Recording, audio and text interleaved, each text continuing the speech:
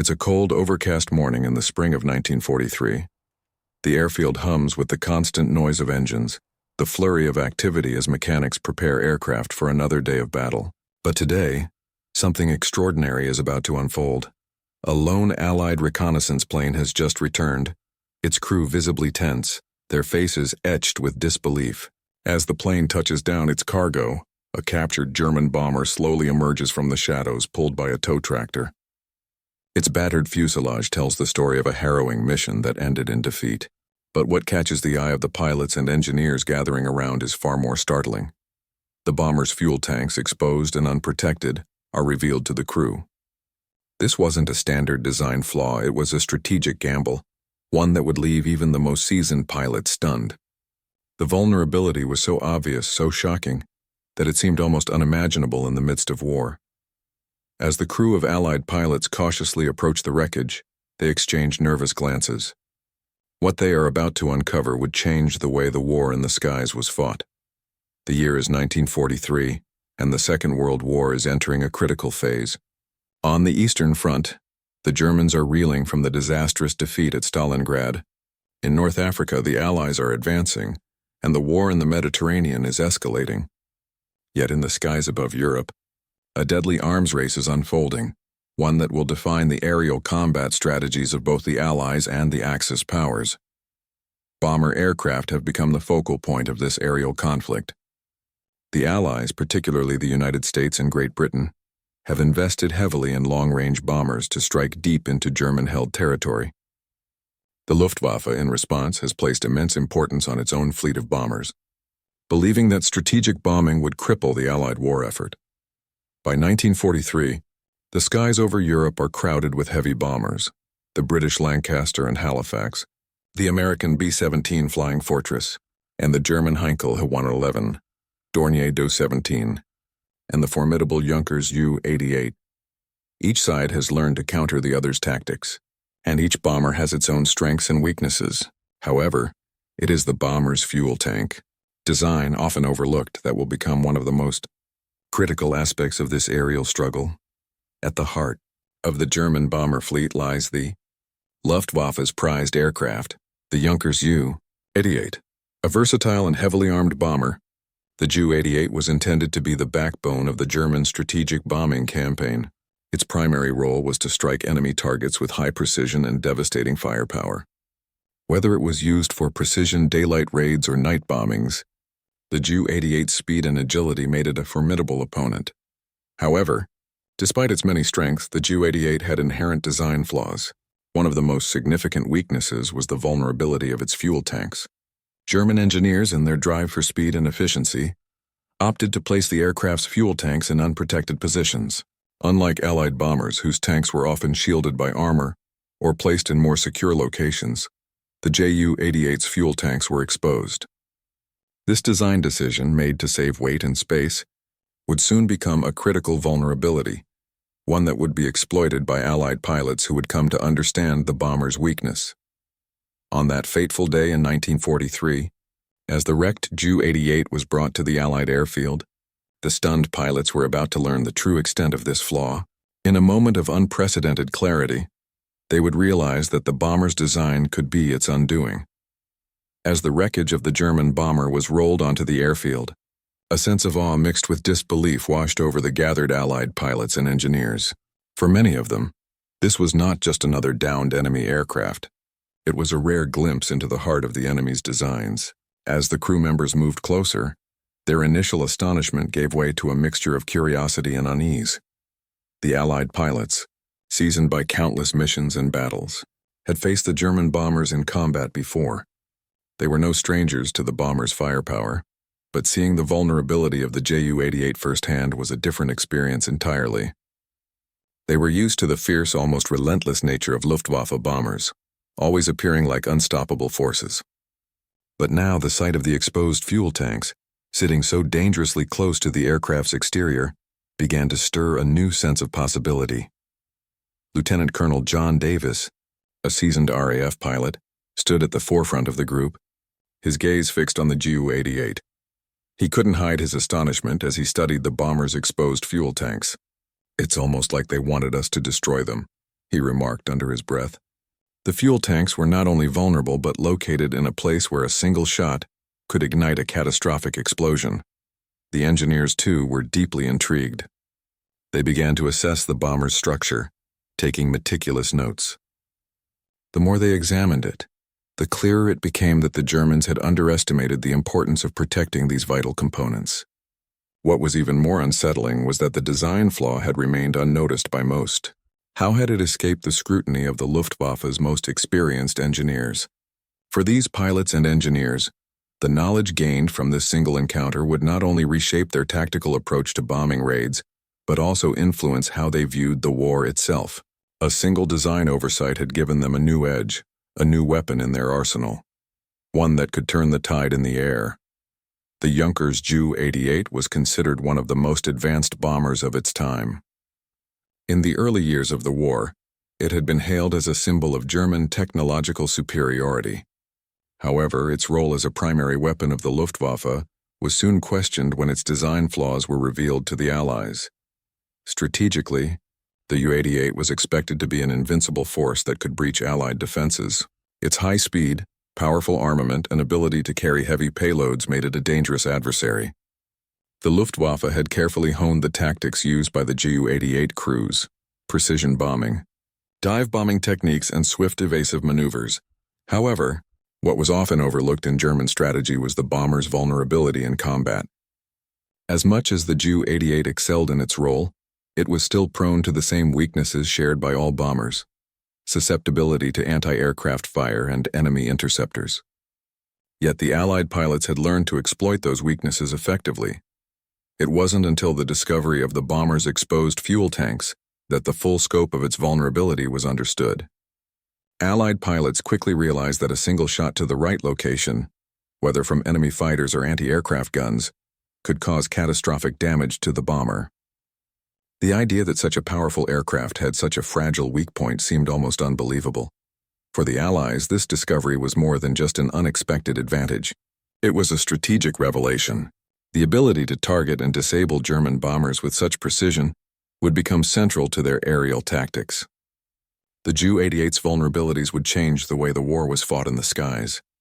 The design of the German Ju-88 bomber, while innovative in many ways, was marred by a critical oversight in its fuel tank placement.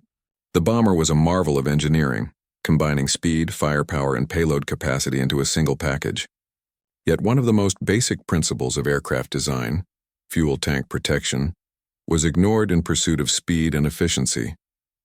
Fuel tanks are among the most vital components of any aircraft, and their protection is a fundamental part of ensuring an aircraft's survivability in combat.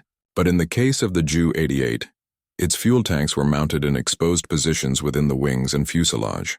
German engineers, likely focused on streamlining the design to improve speed and maneuverability, chose to forego the extensive armor or protective shielding that would normally surround the fuel system in other bombers.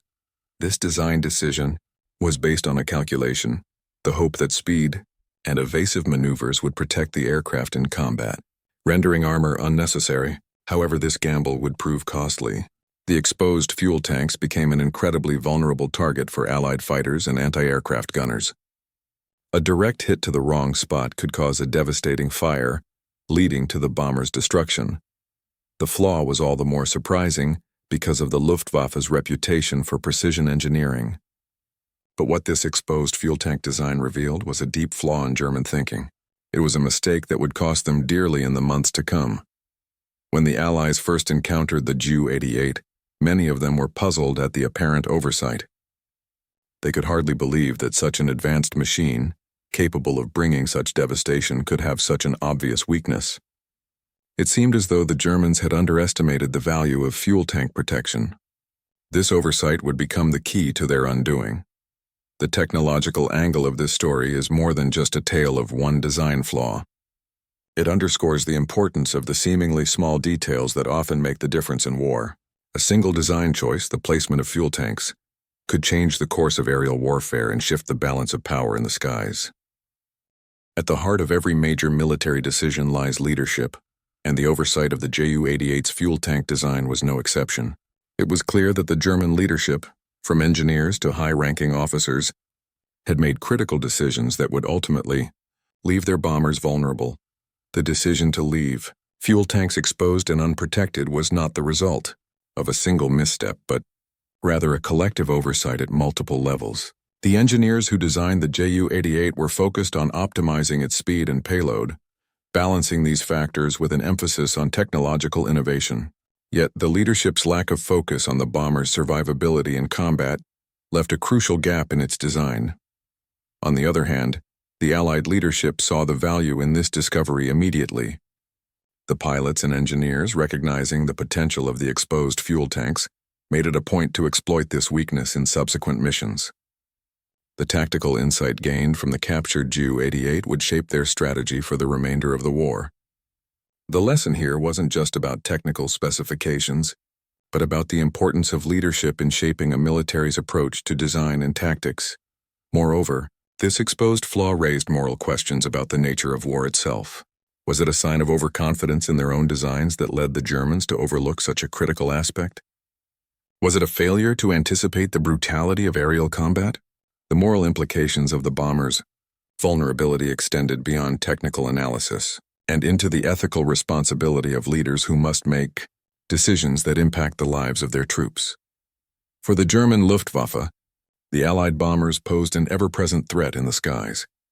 From the outset of the war, the Germans understood the importance of strategic bombing and the need to counter the effectiveness of Allied bombers, such as the British Lancaster and the American B-17 Flying Fortress.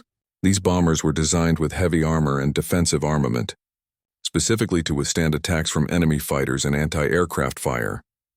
But in contrast to these heavily fortified bombers, the Luftwaffe's own designs, like the Ju-88, were intended to be more nimble and efficient. The Ju-88's role was not just as a bomber, but as a multi-role aircraft capable of performing dive bombing and reconnaissance missions. The Germans believed that speed, agility, and tactical coordination would protect their bombers from Allied fighters and anti-aircraft defenses. However, this mindset led them to underestimate the weaknesses of their own bombers. While the Allies had taken extensive measures to armor critical components, the German approach placed an emphasis on maneuverability and speed, assuming that the bomber's swiftness would allow it to avoid direct hits. But the vulnerabilities of the Ju-88 exposed a key flaw in German strategic thinking, one that would soon be exploited. When the Allied pilots and engineers discovered the unprotected fuel tanks of the Ju-88, it became evident that the German assumption of invulnerability was deeply flawed. For the Allies, this revelation shifted their understanding of Luftwaffe bombers. They had always known that the German bombers were formidable, but now they had a key insight into how to dismantle them. The Germans, meanwhile, would have been unaware of this glaring vulnerability until it was too late. They had assumed that their bombers, like their aircraft carriers or tanks, were invincible. This miscalculation led to disastrous consequences, as the Allies would soon take advantage of the Ju-88's weaknesses in their bombing runs. The discovery also reflected a broader strategic error made by the Germans, one where confidence in technology and speed overshadowed basic principles of design and defense. In the brutal realities of aerial combat, even the smallest oversight could spell disaster, as it did for the Ju-88. The tension on the Allied airfield was palpable as engineers and pilots gathered around the captured Ju-88. The bombers had long been the apex of German technological prowess, their sleek designs and formidable firepower a testament to the might of the Luftwaffe. But as the aircraft sat in pieces, surrounded by Allied personnel, the reality of its vulnerability became clear. The turning point came when an experienced RAF engineer, Major David Hawkins, carefully examined the bomber's fuselage. His hands ran over the exposed fuel tanks, their placement glaringly obvious. The tanks, situated in unprotected sections of the wings, were a direct target for enemy fire. One well-placed hit, and the aircraft could be reduced to a fireball, its crew with little chance of escape. Hawkins' realization was both shocking and revolutionary. This was a glaring flaw in the enemy's otherwise superior design. The discovery didn't come in a single dramatic moment. It was a slow burn, each detail of the bomber's design revealing more of its weaknesses. Hawkins leaned back and whispered to his fellow engineers, "It's as if they wanted us to take them down." The Ju-88, for all its advanced capabilities, had a critical vulnerability that the Germans themselves had failed to fully recognize. Soon after, the pilots began discussing the bomber's exposure with newfound excitement. They were no longer simply admiring the bomber's advanced technology. Now they were strategizing, figuring out how to exploit this flaw in future engagements. With this knowledge in hand, Allied forces would have an edge in the skies, a chance to cripple the Luftwaffe's operations with a single, precise strike. As the engineers meticulously took notes, a sense of clarity washed over them. The balance of power in the air had just shifted. The next time they faced a German bomber, they would know exactly where to strike. This wasn't just about having the superior aircraft anymore. It was about understanding the weaknesses of the enemy's designs and using that knowledge to gain an advantage. The realization was electric, a tangible shift in Allied air strategy. The vulnerability of the Ju-88's fuel tanks became a turning point in aerial combat, one that would reshape the tactics used by the Allies in their bombing runs. The exposed fuel tanks were not just a technical flaw. They were the key to victory in the skies. As the engineers finished their analysis, the pilots were already preparing for their next mission. The mood had changed. No longer were they simply going through the motions of another bombing raid. Now they had a plan, one that could tip the scales in their favor. In the days that followed, the tactical implications of the Ju-88's vulnerability became clearer. The exposed fuel tanks meant that a single shot, strategically placed, could take down an enemy bomber. The knowledge would inform their bombing strategies, enabling them to prioritize attacks on the aircraft's weakest point, the wings. The pilots and gunners began to train with this new awareness. They practiced attacking the wing sections of German bombers in simulations, honing their accuracy. They knew that the Luftwaffe would continue to deploy the Ju-88 with deadly efficiency, but now they had the means to counter it. This knowledge of a specific weakness allowed the Allies to develop new tactics that would make them far more effective in their raids. This moment marked a crucial shift in the war. What had once been a struggle to match the technological might of the Luftwaffe now became a battle of wits and strategy. The Allies, equipped with an intimate understanding of their enemy's weaknesses, were ready to strike. With the newfound knowledge of the Ju-88's critical vulnerability, the Allies wasted no time in adapting their strategy. The stage was set for their first real test. In the early hours of a crisp summer morning in 1943, Allied bombers were once again in the skies over occupied Europe. This time, however, their approach would be different.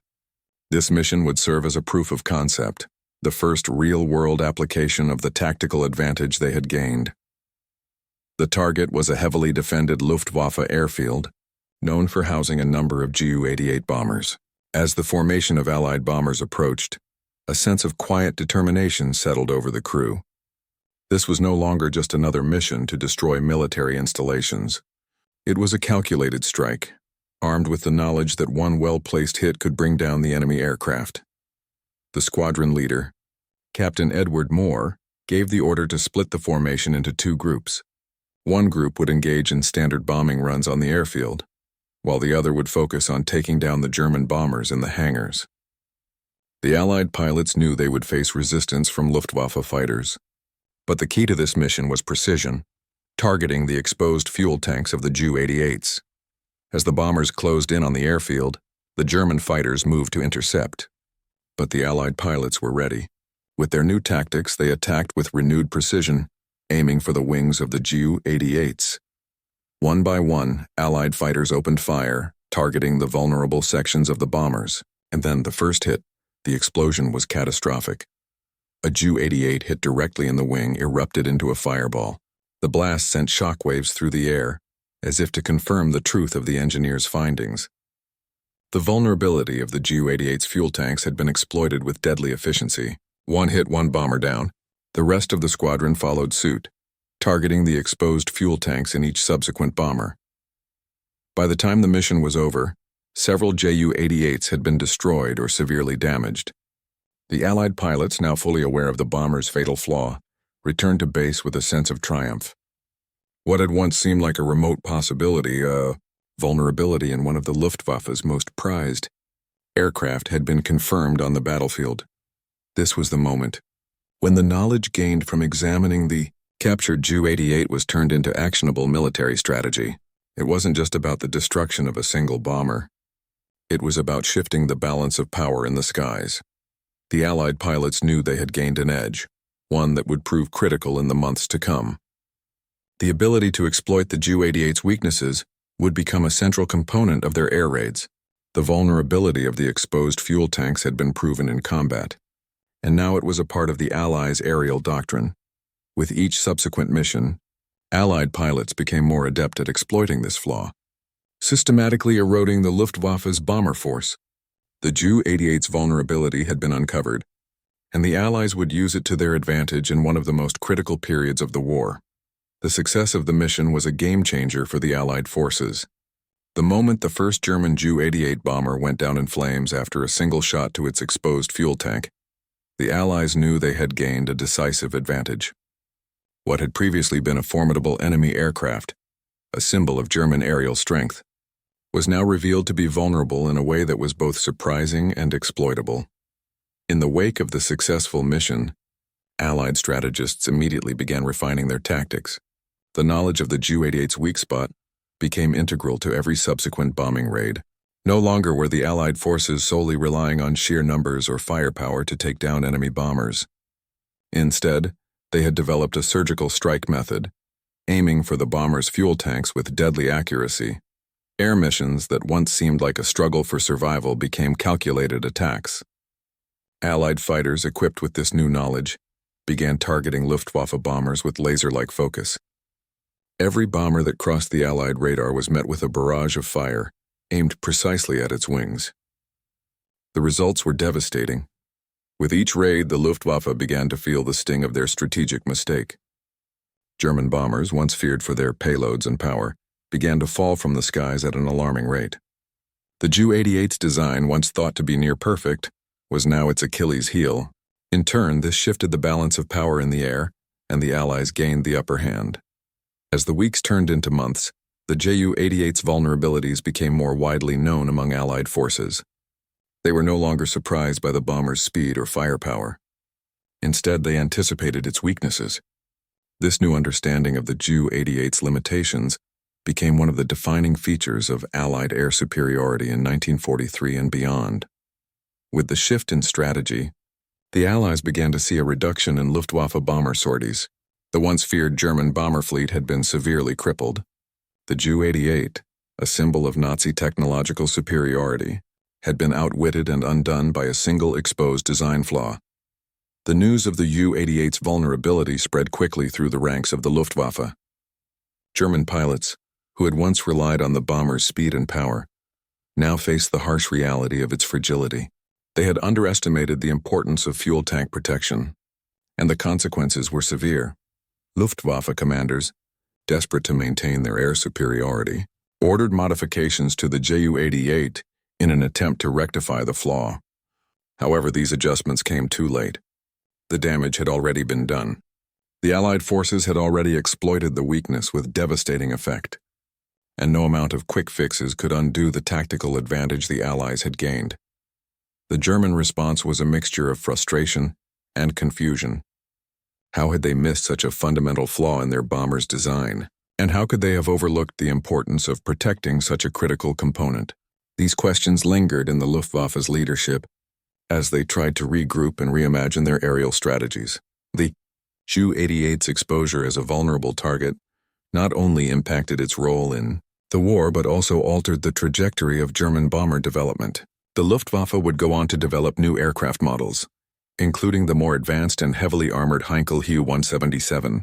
But by then, the damage was already done.